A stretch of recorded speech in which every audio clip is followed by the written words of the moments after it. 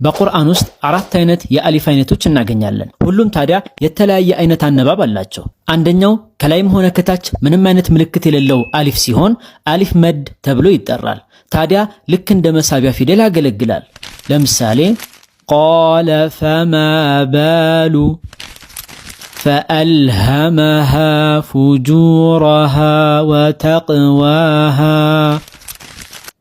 ሃዳና ሱቡለና። ስለዚህ እነዚህ አንቀጾች ላይ እንዳስተዋልነው አሊፍ ፊደል ከላይም ሆነ ከታች ምንም ምልክት ከሌለው መሳቢያ ነው። ስለዚህ 2 ሐረካ ያክል ስበን እናነባለን ማለት ነው።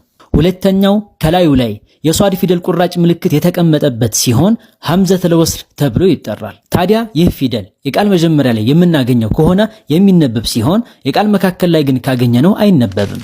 ለምሳሌ እስቢር ዓላ ማ የቁሉን ፈስቢር ሰብረን ጀሚላ። እስቢር ፈስቢር። በዚህ ዙሪያ ተጨማሪና ሰፋ ያለ ማብራሪያ ከፈለጋችሁ ይህን ቪዲዮ እንድትመለከቱ ትጋብዛለሁ። ሶስተኛው ከላዩ ላይ የአረበኛው 5 ቁጥር ቅርጽ የሚመስል ያለበት ሲሆን በዚህን ጊዜ አሊፍ ፊደል ስንቀጥልም ሆነ ስናቆም በየትኛው መልኩ ሙሉ በሙሉ የማይነበብ መሆኑን የሚያሳይ ነው። ለምሳሌ አመኑ ከፈሩ ፈልየዕቡዱ ኢላ ለዚነ አመኑ ወዐሚሉ ሷሊሓት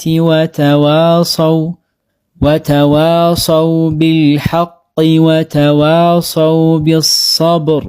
ስለዚህ ቁርአን ላይ የትኛውም ቦታ ላይ እቺ ምልክት ያለችበት አሊፍ ካገኘን ሙሉ በሙሉ አይነበብም ማለት ነው። አራተኛውና የመጨረሻው ከላዩ ላይ የዜሮ ቅርጽ ምልክት ያለበት ሲሆን ይህ እስካሁን ካየናቸው የአሊፍ አይነቶች ወጣ ያለና ለየት ያለ አነባብ ያለው ሲሆን በዛሬው ቪዲዮአችን ይህን የምንመለከት ይሆናል። ለቻናሌ አዲስ ከሆናችሁ ሰብስክራይብ እንድታደርጉ፣ ቪዲዮውም ለበርካታ ወንድምና እህቶች እንዲዳረስ ላይክና ሼር ማድረግ እንዳይረሳ። የዚህን አሊፍ የአነባብ ሁኔታ በደንብ ከተረዳን በኋላ አንድ ለየት ያለ የአነባብ ህግ መጨረሻ ላይ ስለምንመለከት ቪዲዮውን እስከ መጨረሻው ድረስ መመልከት ይኖርባችኋል። እንግዲህ ይህ የዜሮ ቅርጽ ያለበት አሊፍ እሱ ላይ በምናቆምበት ጊዜ የሚነበብ ሲሆን ነገር ግን የምንቀጥል ከሆነ ወይም እሱ ላይ የማናቆም ከሆነ ግን ሙሉ በሙሉ አይነበብም። ምን ማለት ነው?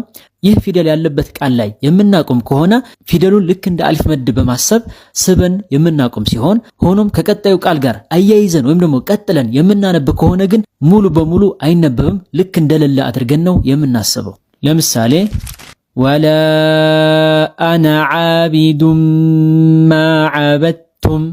እዚህ ቃል ላይ ወላ አነ የሚለው ላይ ያለችው አሊፍ ላይ የምናቆም ከሆነ አሊፏን ልክ እንደ አሊፍ መድ